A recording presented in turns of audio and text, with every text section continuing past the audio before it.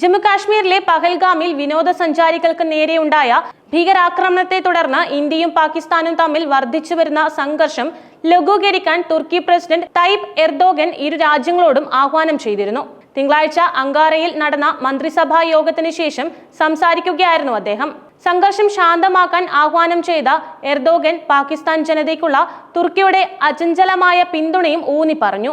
മേഖലയിലെ സെൻസിറ്റീവ് സംഭവ വികാസങ്ങൾക്കിടയിൽ പാകിസ്ഥാൻ പ്രധാനമന്ത്രി ഷഹബാസ് ഷെരീഫിന്റെ തുർക്കി സന്ദർശനം ഒരു നിർണായക സമയത്താണ് നടന്നതെന്ന് എർദോഗൻ പറഞ്ഞു.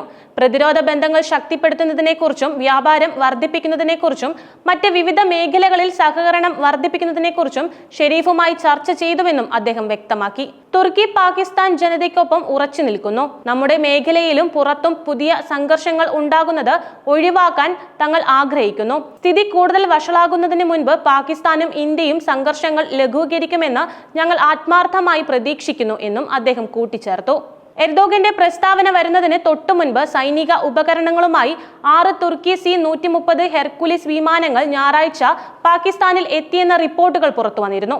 അറേബ്യൻ കടലിന് മുകളിലൂടെ പറന്ന വിമാനങ്ങളെ നിരീക്ഷിച്ച ഓപ്പൺ സോഴ്സ് ഇന്റലിജൻസ് ട്രാക്കർമാർ പ്രസിദ്ധീകരിച്ച ഫ്ലൈറ്റ് ട്രാക്കിംഗ് ഡാറ്റയെ അടിസ്ഥാനമാക്കിയുള്ളതായിരുന്നു ഈ അവകാശവാദങ്ങൾ. എന്നാൽ ഇന്ത്യയുമായുള്ള സംഘർഷം രൂക്ഷമാകുന്നതിനിടയിൽ തുർക്കി പാകിസ്ഥാനിലേക്ക് ആയുധങ്ങൾ വഹിക്കുന്ന വിമാനങ്ങൾ അയച്ചതായുള്ള റിപ്പോർട്ടുകൾ തുർക്കി സർക്കാർ ശക്തമായി നിഷേധിച്ചു.